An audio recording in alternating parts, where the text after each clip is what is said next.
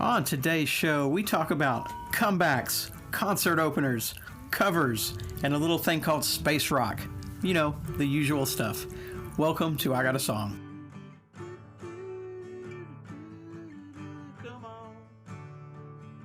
Once again, ladies and gentlemen, it is time for I Got a Song. This is episode 40, episodio 40. Joining me today, as usual, is co-host Crow Creator, Michael Long. Say hello, my dog. Hello, and hi. Man, it is good to see you and hear your voice once again. Man, it always is. It always is. It's a great day, man. It's a Sunday, and yes. I just released our two latest episodes. Episode 39, Get Me by Dinosaur Jr., which was a Michael show. Oh, yeah. Awesome. He completely crushed it. And then, as usual, 38 was Strange Overtones by David Byrne and Brian Eno, and we recommend you go back and listen to those. An equally cool song. I've gone back and listened to that track again. And I was going to ask you, did you give it a... I did my homework. Is this your homework, Larry? I gave it another spin. It's good. I mean, I have to. It's kind of like, I don't know. It's growing on me. I'll say that. Yeah. Yeah. No, I get it. I mean, there's not every single song that we're gonna have are all gonna be, tens. Oh, Hey, not that it's not a 10, because the song is actually really cool. I just maybe it's his voice. I don't know, or if his delivery that I just kind of have to. Yeah, we talked all about that. Yeah. Oh yeah. But anyway. Yeah. Well, anyway, man, it's such a great day. I love doing this show with you. I know we mention that all the time, but you're joining us today from the great city of Boston, I believe. Boston, that's correct. Yes, joining us from the road. That's how we normally operate. Oh, yeah. I just got through eating some fish tacos for dinner. Gross. And they were tasty and gross. All right. Shut it down. Oh, no. Do we need to start over? Okay, no. I like fish and I like tacos, but I don't really feel like putting them together. That's just Clay. That's all right. But, Mikey, I'm glad you enjoyed it. I did. It was great. Yeah, I'm sorry to shoot down your dinner choices. That was completely inappropriate. Well, yeah. Well, now I'm in a bad mood, so let's record a podcast, Clay. Come on. Okay. All right, I'm down with that. Just tell me the song. What's the song? Just tell me. Okay, well, the song is... no, wait. Yeah. One day I'll do it, and I'll just hit send at the completely wrong time, and you'll be like, wait, why are you sending this? Okay, all right, here we go. Here we go. Yeah. All right. Well, you're joining us from Boston, and I'm here in the rock closet. It worked out really well last time. This time I have the soundproofing tiles nailed to the door. Yes. Because I just didn't want to have to put them back up again, because the double-sided tape clearly was not doing the job. Oh no. So anyway, I'm joining you from the rock closet in good old Lindale, Texas. Excellent. And so, man, you know what? Let's go ahead and get past some of that admin stuff real quick, if you like. Let's do it. You can find us on Instagram at I Got a Song Podcast, and you can find Michael as well on Twitter /X at I Got a Song Pod. Yes, and you can find us on whatever streaming platform you like, as far as podcasts go. Coming soon, YouTube. I'm in the process right now. I didn't even tell Michael this. I was kind of saving it for the show. Okay, what you got? I'm in the process. So in order to upload, in order to get it going, they have to, look at my ID, and then I'm waiting for that. And then I can start uploading, uploading the show and that kind of thing. And I don't know what kind of customization there is there yet, but it's still just going to be an audio only, podcast. Yeah, you're not going to see like live studio shots of us. And trust us, you're not missing much. At least not anytime soon. So yeah, really. Yeah, we truly have a face for radio. So God, truer words have not been spoken. So you can find us on any of those podcast platforms: iHeart, Castbox, Spotify, Apple, Google, Amazon, all that stuff. And then the Google voicemail is, you know that number, Michael? Can you do it? 323-903 song. That is the one. Yes, sir. Yes, Michael. Yes.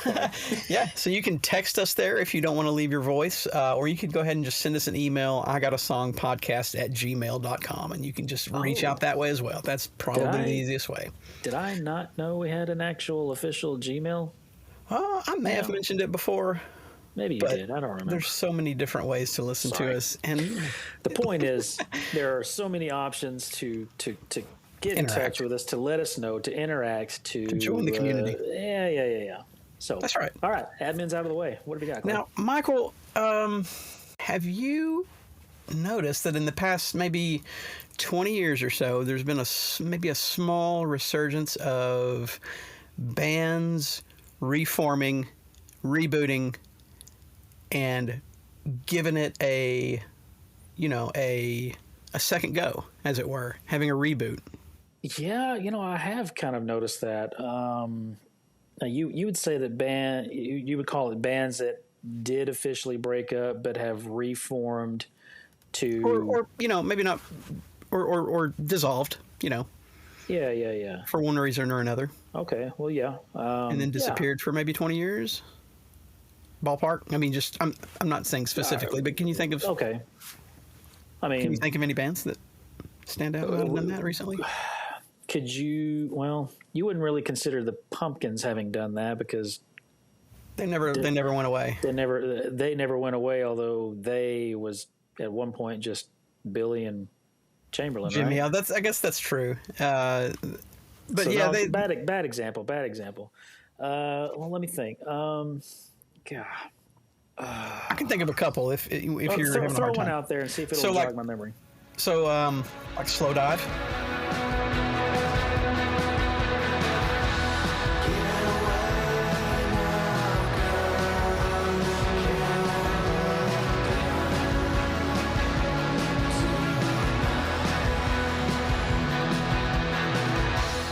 Well, I wouldn't have known that.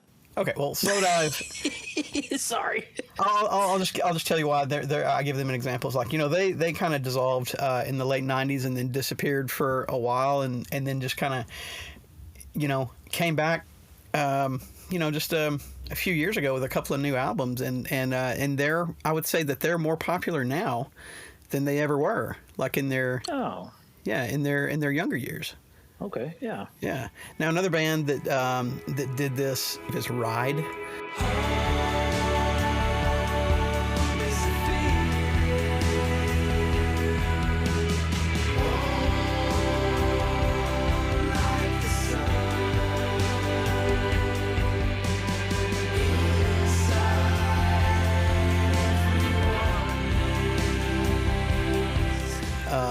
Another shoegaze band, UK band that was, had their heyday kind of in the 80s and 90s, and then disbanded, and then kind of had a resurgence in the 20s.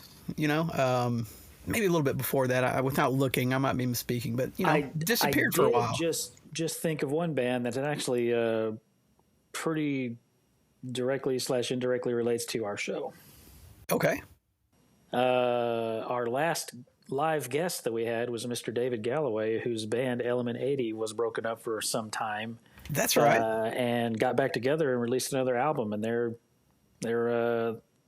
rocking and rolling as hard as ever now. I love it. Mm-hmm. Yeah. I love that. I love that bands can do that. They're touring again. They wrote new music, and they're still writing new music. And it seems like they're having a great time doing it too. So yeah, that's an example. I'm gonna ask you one more question. We sometimes try to. Sometimes we shy away from. It's hard to shy away from genres, names, and labels. But are you familiar with the term space rock? Yeah. So like Spiritualized. Ladies and gentlemen, we're floating in space. Let's see. Fantastic example. That's like the first one that came to mind.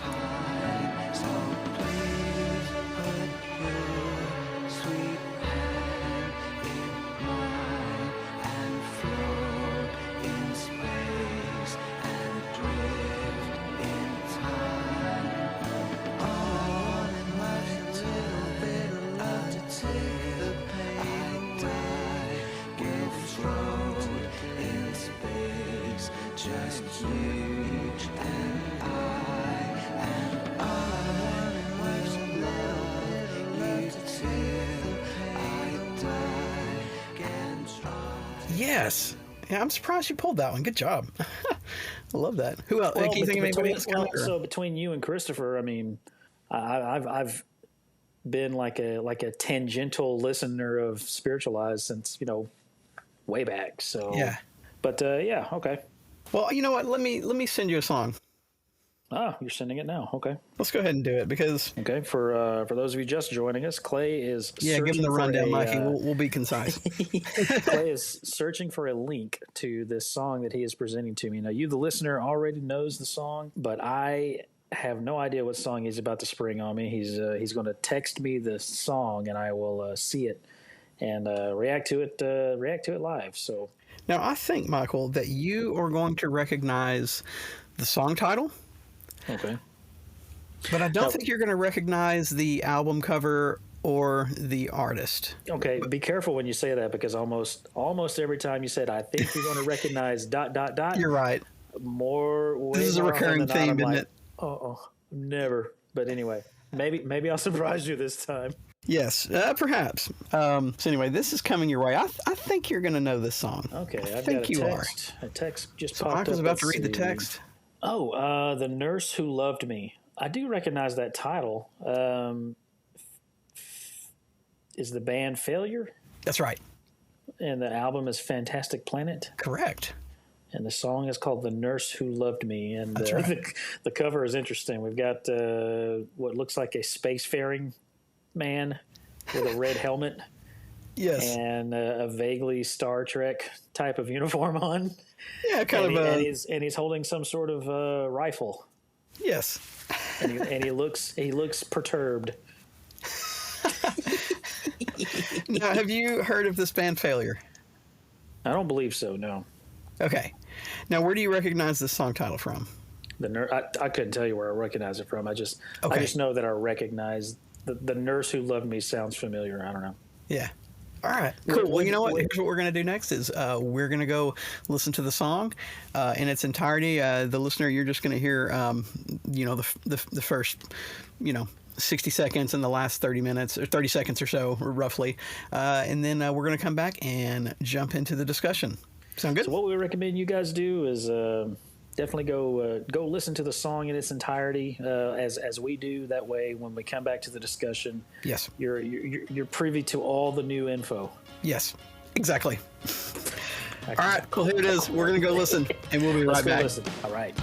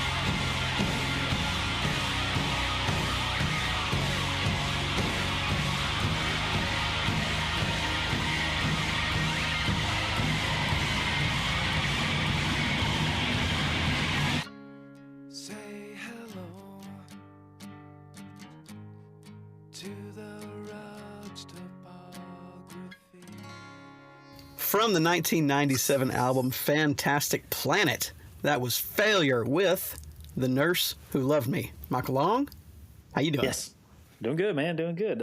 So it it does one of those things that we like so well, where it does that slow build to like a very full, ear-filling sound, and I like that. It started kind of slow. I'll admit that I was kind of like, is the whole song this way? But I got into it midway, and I was like, I was with you by the end of it. So now, did the song feel long or fast or? No, not long and not fast. I think it was just right. I'd say probably wouldn't have wanted to go on too much longer. Yeah, I know what you mean. I've listened to the build was worth the wait, I guess. You know what I'm saying? And no, I enjoy that. You like the and then the climax and then the sudden letdown. At that point, when it went back and it went say hello, just really quietly. There's songs that do that, and I kind of like that. Yeah, we listened. And I went, whoa. Oh man, yeah, that is. So did you happen to recognize where you might have? No. I okay, didn't. So there's a famous cover of this song by A Perfect Circle. Oh, is that where I've heard it? Yes, from the album 13th Step. Yeah, the one that's got the pale lady's face on the front with the yellow salamander or something on it. Yeah. Oh yeah. Yeah. That's on the. I'm going to clip it, of course. I think you would recognize it. You know that album, don't you? I do. I have the album. I didn't make the connection, I guess. Let's go ahead and play some of it right now. We're going to try to play a little bit of it live as we record. I think it might work. Trying new things. We're figuring things out, and here it comes. I'm just going to hit play here and see if it. Yeah.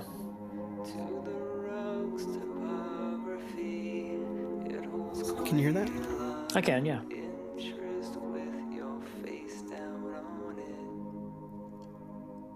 Do you recognize it? I do, only the 13th, the 13th step of it all, the perfect circle of it all. But I don't know, it wasn't a song that I like revisited a lot from that album. Okay. But a funny thing about Perfect Circle is they do a lot of covers. Yeah. They do a lot of covers. But the cool thing is they do another version of this one from the live album where they play this. I guess they play this album in its entirety and they make a live album. You mean Failure or Perfect Circle? Oh. Well, both actually, but Perfect Circle does one, and it is actually a heavier version, but it's also a little bit darker. So they turn the key like to a minor sort of, and so it's a little bit darker and doomier. It's very Perfect Circle. It's it's very perfect. It's perfect. Some of a Perfect Circle's covers are like barely covers at all because they are just so dramatically different from the original, and so it's cool that they do that. But at the same time, it's like if it's barely recognizable, is it still a cover? Yes, I think so. So, anyway, I mean this one. I mean it's the Perfect Circle one has like strings, like a lot of strings. Like it's not a rocker like this one is. Correct. So Failure, man, they are a space rock band. I would say a space rock band, and it looks like another 3-piece, which we do love our 3-pieces. Yes, yeah, we sure do, man. All right, so I know when you asked me about space rock, you said what comes to mind, and I said Spiritualized. What defines space rock, Clay? Well, it's hard to define it, but generally you've got reverberated guitars, usually distorted guitars. Yes. They're usually kind of dreamy, echoey. Yes. You got some delay, some echo, some that kind of thing. And so shoegaze, similar. I was going to say, because shoegaze and space rock seem to kind of go hand in hand. But some, not all shoegaze is space rock, because not all space rock is shoegaze. I wouldn't. That's right. I would not call Failure shoegaze. I would call them. I would call them space rock. They're just more dreamy. But then, I mean, no, My Bloody dreamy Valentine sounds dreamy as well. I don't know. It's hard to nail it down, but I get what there's a you're lot saying. of crossover. That's why we get into these little naming. It's hard to pin it down. It is hard to pin it down. You're right. But I also think of Hum. She thinks she missed the train to Mars. She's out back counting stars.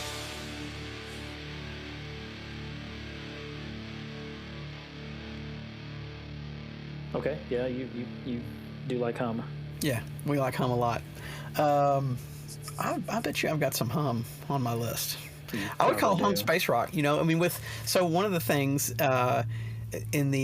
for space rock is that you have space themed elements either in your artwork or in your album titles. So like Hum has exploration, I'll give you an example. Like a sense of distance and emptiness and time, that sort of thing. Yes. Okay. Yes. Okay. Yes. Good point. I didn't think about it like that. But so there's this album by Hum called "You'd Prefer an Astronaut."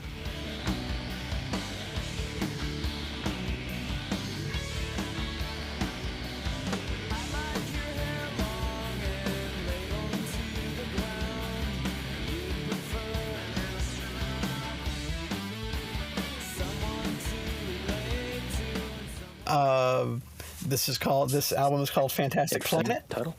There's imagery on their album artwork of like astronauts and constellations and space themed elements. I know that seems kind of easy and simplistic, but I don't know, it's kind of part of it. But going further back, like to the origins of space rock would kind of be in the 60s, and like psychedelia and bands like Hawkwind often gets cited. Have you heard Hawkwind? I'll play a clip. I just read the name. It sounded familiar, but I could not think of a Hawkwind song. I'm going to play it.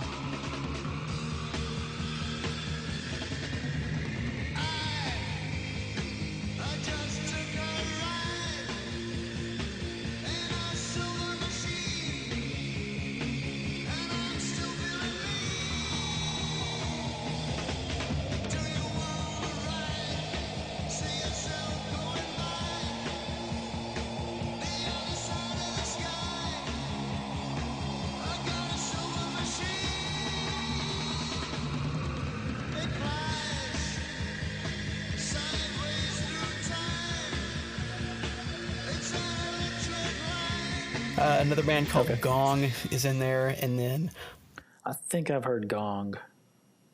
Maybe. Yeah, I couldn't tell you a Gong song, but isn't that great? Gong. I can tell you a Gong song. I think they did that on purpose.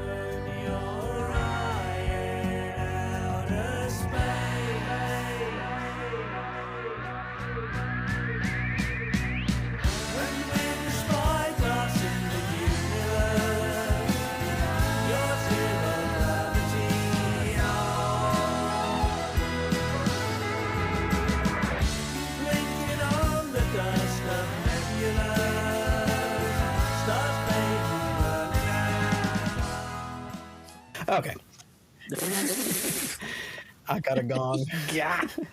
All right. So anyway, those are some. So and so also, Pink Floyd. Get it on. Pink Floyd could really be considered space rock. Well, yeah. And they're often cited. Hey, Dark Side of the Moon. And that's space rock, progressive. Yes. Rock. Yeah. Progressive gets thrown around in there a lot too. So. Yeah. But I don't think there's really much proggy about these guys. No, I don't feel prog. Prog to me really heavily incorporates like keyboard synthesizer. I got some of that though. Non-analog. Yeah. Stuff. Yeah. And I guess these guys do too. I didn't hear a whole lot of that in this track specifically. Yeah, and you've heard literally one song. So that doesn't give you the full scope of the band. But now, do you deep dive Failure? Do you dig their catalog? Do you celebrate their entire catalog? I do not celebrate their entire catalog. I celebrate this album, Fantastic Planet. Mm-hmm. To me, it's my favorite. I think it's their best. They've got they have a pretty good size. Let me back up. In order to explain their catalog, I got to explain a little bit of the history of the band. So they kind of started in I think like 92 was their first album, and not all their stuff is on Spotify, by the way. They have a I thought I read very limited on Spotify. While we're listening to the songs, a lot of times I'll be if I'm the one that's getting surprised with the song, a lot of times while we're listening, I'll dig up just a little bit of juice about the the band or the song, and I did notice that they have pulled a chunk of their music off of Spotify for artist differences between the artist and Spotify, yes. which is understandable and a different discussion for a different day. But so I'd seen there's only like one, I guess, studio or whatever record. Well, in the first part, in the first half, because they started in the 90s and then broke up and then reformed. So yes. Their first album is Comfort from 1991, and then came Magnified in 1993. And I've heard Magnified. I could not. To be honest, I'm really not super familiar with it. I've listened to it a couple of times, but Fantastic Planet I know very well. And I think that was kind of their, generally their brightest moment, So, do you have this album on a physical medium? I believe I do. I could look real quick. Nah, don't bother. I believe I do. I think I bought this one. Okay. I was just curious because a lot of the bands you spring on me that are from like a certain time period or before, more often than not, you will have the CD and maybe even the vinyl, depending on the band or the album or whatever. But I was just curious. Yeah, I think I've just got the CD on this one, but yeah, I think it's essential. And this one, you know what? I think I got something wrong whenever I brought us back in. I said. I think I said from the 1997 album, and that's not right. It's the 1996 album.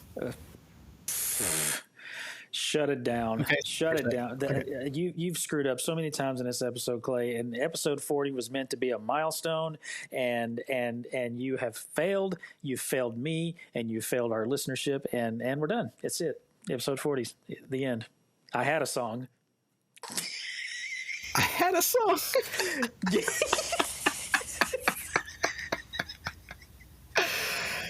Oh man, that's hilarious. If we ever broke up, we would just put a logo on Instagram that just says "I had a song." I had a song.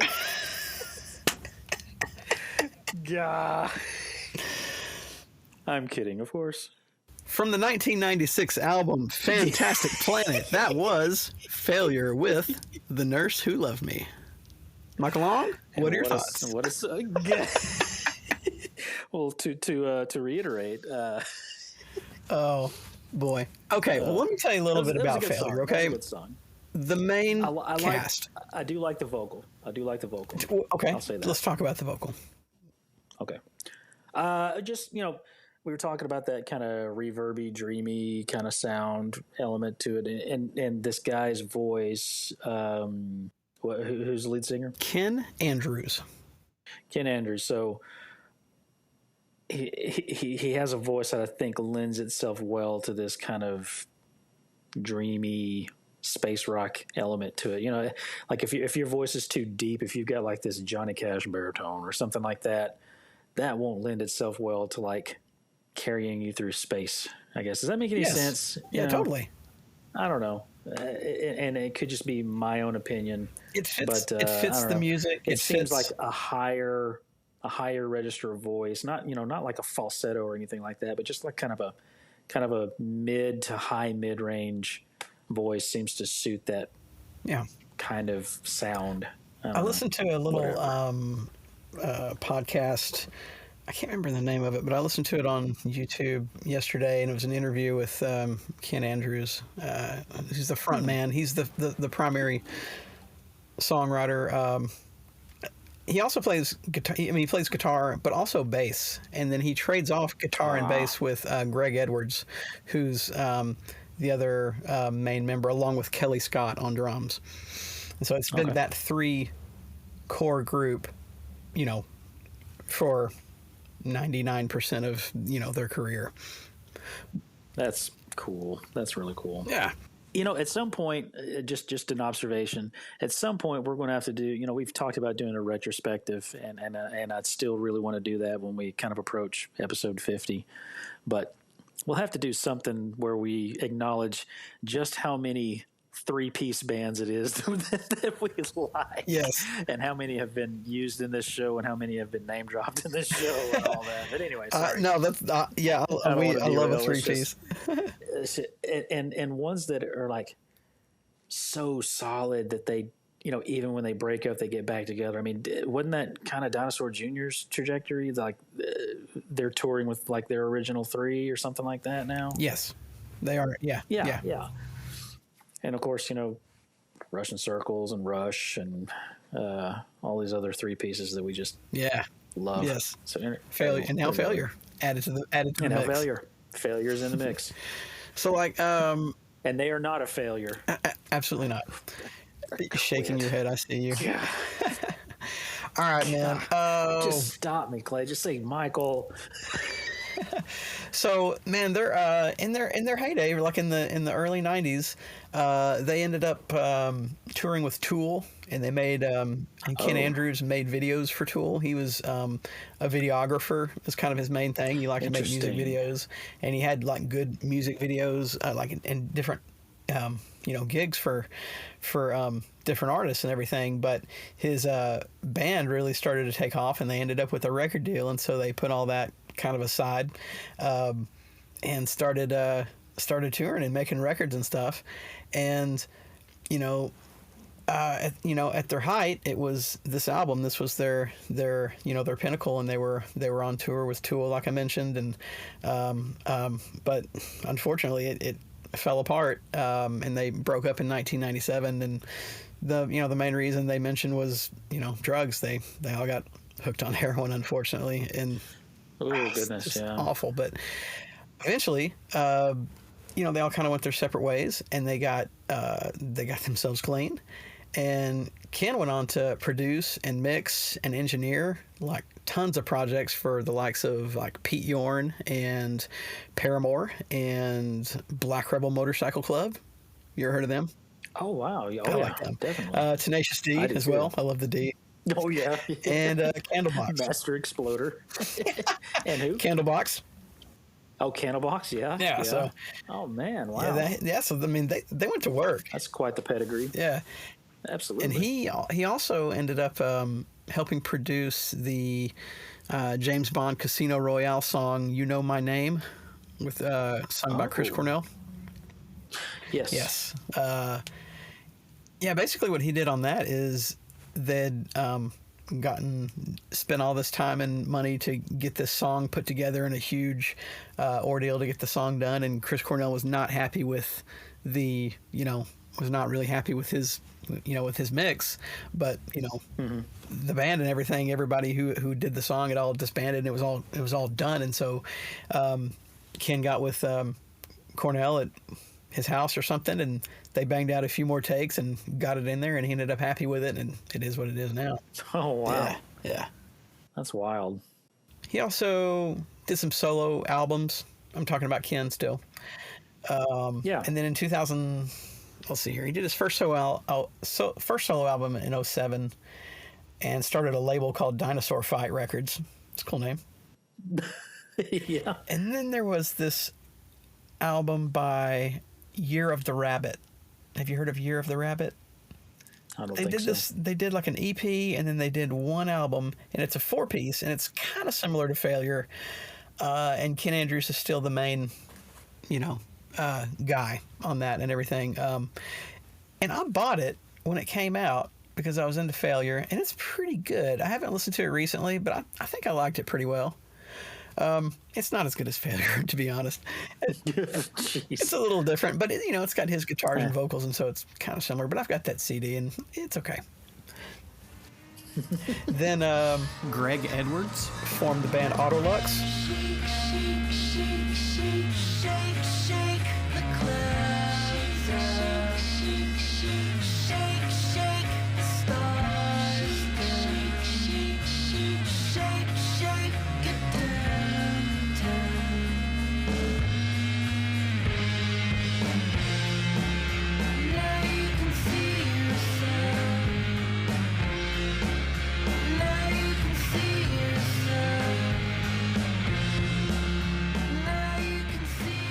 Autolux? Okay, No. well, they were... Yeah. I'm sorry, No, I should not ask you if you've heard. Should I not ask you? No, you should, because every now and then I have. Well, I know I throw out these bizarre notes sometimes, and I'm just like, have you heard of them? And you're like, nope. I'm like, okay, I'm sorry. Nope. Well, I'm not very familiar with Autolux. I've only heard them or read their name. So I think Coco was into them. But anyway, they were handpicked by Trent Reznor to open North American tour in 2005. Ah. Yeah, you know who that is. Nice. So, I do. I know Trent Reznor. Yeah, dude. These guys are great, and I really like their story. What's funny is, they disbanded and everything, but then, like around 2013, 14, apologies for making you yawn. No. It's been a long day. Sorry. Natch, long day. Totally. Oh, it's been a long day. So, Ken started hearing from people that he was working with, asking if they would ever consider reuniting Failure. And he was like, I don't really think there's an interest. I'm not really sure why there might be. But he and Greg kind of started talking again. And, that's the other bass player / guitarist and keyboardist I failed to mention. Mm-hmm. They started talking because they both started having children around the same time. And so they just kind of reconnected and became friends again. And then they decided, why don't we just, maybe try to play a couple songs and just kind of see what happens. Yeah. And then they decided, well, these songs are okay. Why don't we just see if there's any kind of interest? And let's call some people we know in Los Angeles at this club and just book a show. Just book one show and just see if there's any kind of response. And it sold out in about 60 seconds. Oh, man. Wow. And they had their answer. That is cool. Oh, man. Yeah, isn't that story? Awesome? Yeah, that's really cool. And so from there, the band just kept going, and they just kind of took back on. Yeah, and they put out more albums. And now, you can go, and I really recommend that you go check out Failure's YouTube page and their Bandcamp, because all of their stuff is on their official website and on their Bandcamp. And I'll put links and stuff like that in the show notes, because very good. Yeah. Can you think of another track or two just off the top of your head that you'd recommend beyond The Nurse Who Loved Me? Oh, I'm glad you asked. Yeah. Also, on that same album is Stuck on You.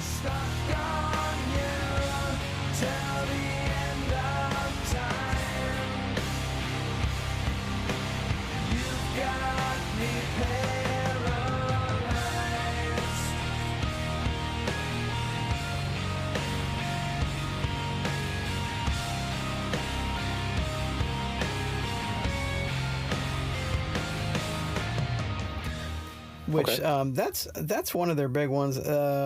Stuck on You might be their most streams. No, that's not. Another Space Song is their most streamed, and that's from Fantastic Planet as well. So yeah, Another Space Song, Stuck on You. So I know you talked about kind of sort of origins of space rock. Do they embrace the moniker space rock? Because sometimes a band doesn't like being labeled something and won't own that label. Do you know if they take that label to heart? Yeah, I'm glad you asked that, because what's funny is somebody said whenever they were starting about considering reforming and starting over and coming back and everything, somebody had told Ken, it's like, hey, you guys are hugely influential space rock band. Space rock bands are always referring to you guys. And he's like, what's space rock? He's like, I was not familiar with what that was. And then I guess they just make the music that they yeah, made. yeah, they explained it, to him, and he's like, oh, well, okay. Yeah. So no, he didn't shun it. He just wasn't really familiar with the term.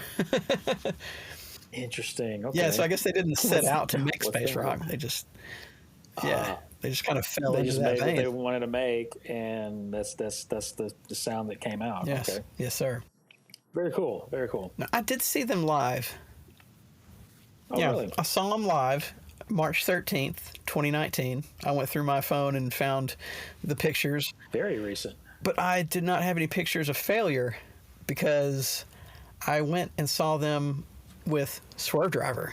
So I had Swervedriver pictures. Oh, you went to saw Swervedriver. Yes. Okay, well that's probably a good lead-in band for Swervedriver then, huh? Yeah, it was on Swervedriver's Future Ruins. I think it was the tour for Future Ruins, and so right about that time, Failure would have been promoting.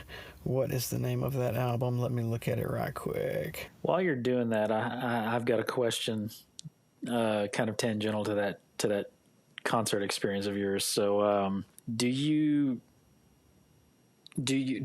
like? Is it ideal for an opening band to be similar in sound to the main band? Do you get annoyed if the opener is like dramatically different or just entirely not the same as who you're going to go see? I don't think it bothers me really. I will give you an example of when one did bother you. All right. It was very recent. Explosions in the sky. Yeah. That opener, man. I don't know what those jokers are up to, but so the band was a Cayuga All Stars, which is like this Tejano rock band, and they opened for Explosions in the Sky, which is like a post-rock instrumental band. Was... And two very, very dissimilar sounds. Yeah, I had a good time with the Cayuga guys. They were up there just having a ball, and the crowd was into it and all that. Clay was not. Clay was checked out. Yeah, it was not really my jam. and I'm afraid. I hope it didn't, but I'm afraid it kind of put you in. It kind of put a pall over your enjoyment of Explosions in the Sky. Man, you know. That's possible.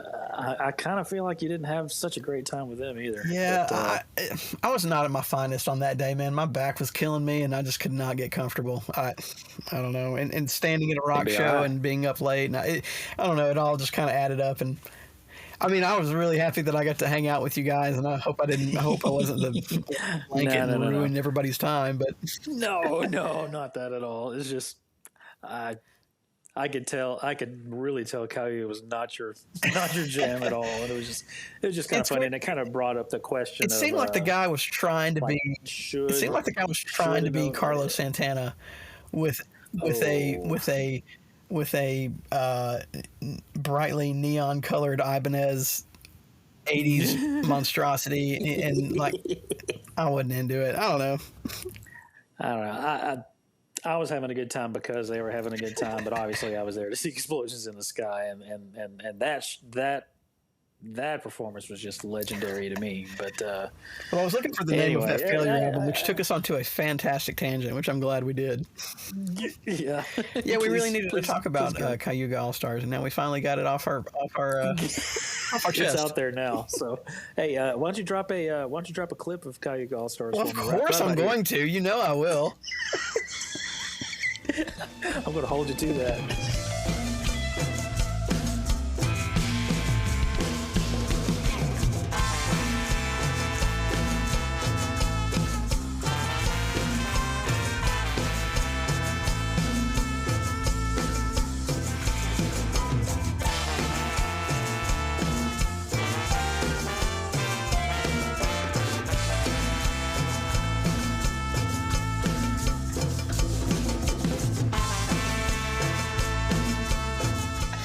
Hey, if I put a clip from Clay. Tropical Gangsters, you know, like our next two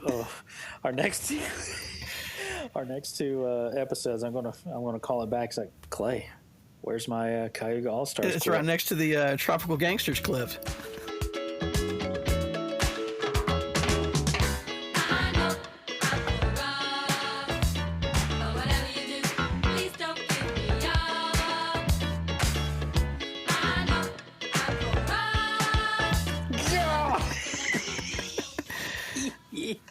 Both of them go right here. Oh, no.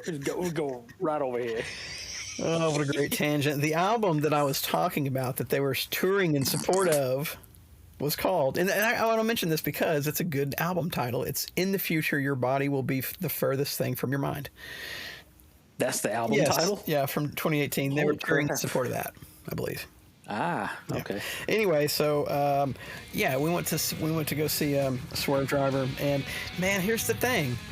Swervedriver played first, and they were really good.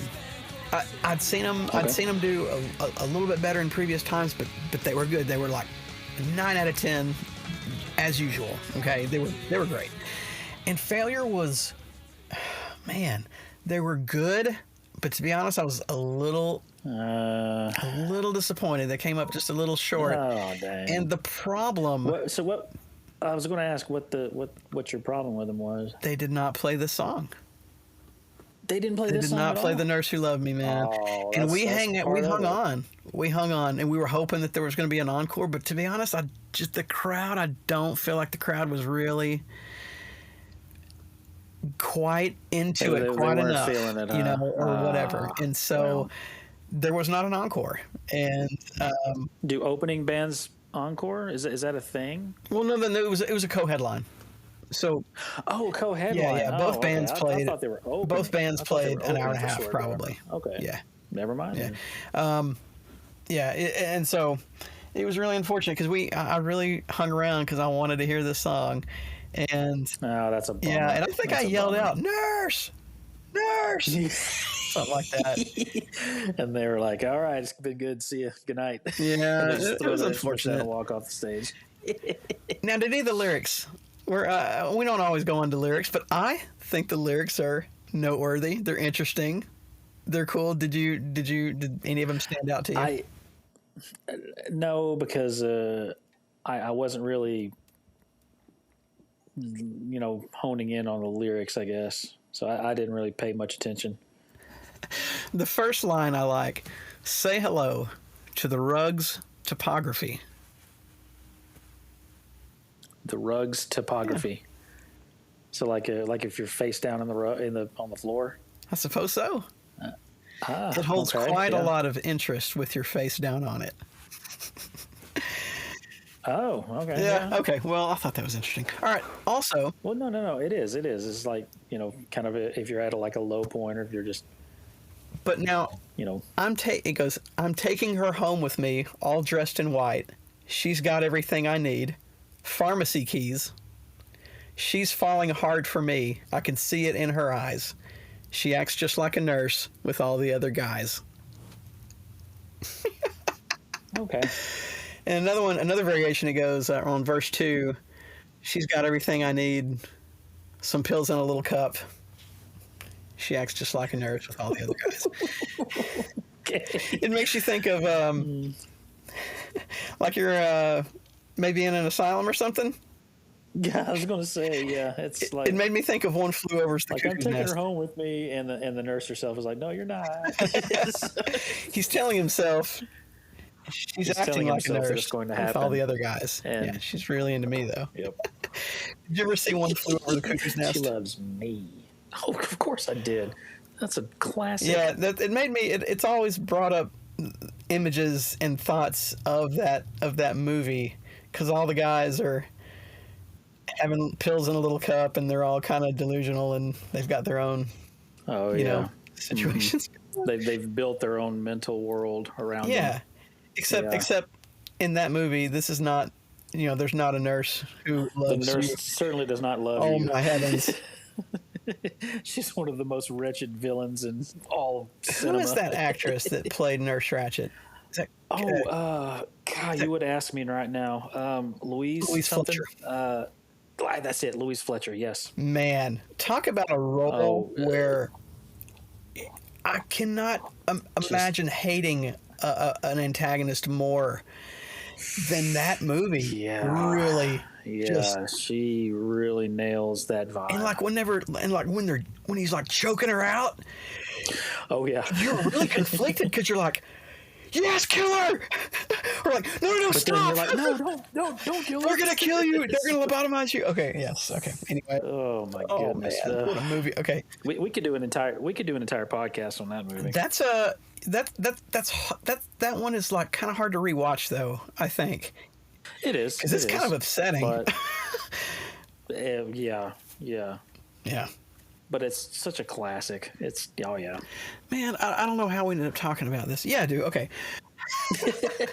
So anyway, man, I saw him live, and the show was good, but we just kind of walked out like, oh man, I think it kind of sounded like you came out all not unfulfilled, but like you left wanting. Yeah, I'll be honest. That's one of the shows that just kind of stands out as where I was just like, oh man, I just really wanted to. I mean, I didn't go to see Failure just for that song. I think they probably played all the other songs that I liked for the most part. And it's not. I don't think they played them poorly or anything like that. But I really wanted that song. This band has nothing to do with the episode that we're talking about or anything. But a concert that left me wanting was. You were actually at with me is my first time to see U2. Yes. They're in Dallas and the thing is they put on what looked like a great show. Yes. But we couldn't hear it for. I was cheap. And I bought the cheap seats for a bunch of us, and the acoustics were so incredibly bad where we were. That if I'd gone in not knowing these songs, I would have been clueless. Oh, absolutely yeah, it would have been clueless. You couldn't understand the lyrics. The music was all just kind of, just kind of melting into itself. And this was also This was the first show at the Cowboy Stadium, right? I think it was the first live show that they had done. Was it the first live concert there? That's the way I remember it. I hope they've improved it since, because I haven't been to a show there since. I mean, it couldn't have gotten much worse.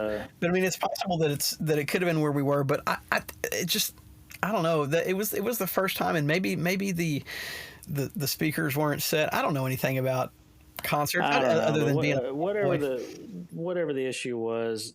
We just all came out of there like, hey, it looked cool, and that was about it. So I left that show wanting. Yeah. And it was my first time to see U2 in concert, and I was just so incredibly excited, and just kind of came out with a kind of a 7 out of 10 experience at best. Yeah, that's unfortunate. Anyway, sorry to derail. No, this is what this show's about, man. Continue. Man, that's about all I got on Failure. Okay. Man. The show was cool. They didn't play the song, but they're still out there, and they're still making jams. And dude, check them out. I really, after this episode, I really do want to go listen to some of their newer stuff and catch up with them. You know what I mean? Oh yeah. Just like with Dinosaur Jr., I don't think I've listened to their most recent album or two, maybe. But really? Yeah, I'm gonna get caught up with them and looking at some of that, some of the solo stuff, the Ken Andrews solo stuff. Some of it was good. Oh, you know what? I do want to mention one other thing about this band. In 1997, right before they broke up, I guess, they. Do you like Depeche Mode? I'm indifferent. I like some stuff. I don't like it. Yeah, you know what I'm talking about? Yeah. Mm-hmm. I know Depeche Mode. Yeah. Well, Failure did an excellent cover of the track "Enjoy the Silence." Oh, no, that's the song that when I think Depeche Mode, I go to Enjoy the Silence. Yes, I'm definitely going to put a clip in here. It's fantastic. Oh, please do. Yeah, I want to hear that. In fact, that. Okay, so it was on this tribute album to Depeche Mode called For the Masses.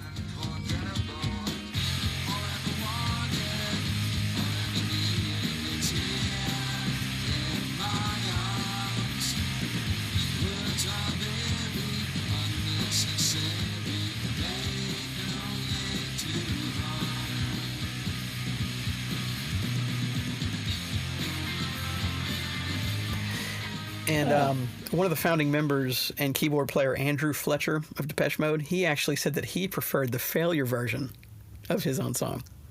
Wow, that's high praise. Indeed. So I thought that was noteworthy.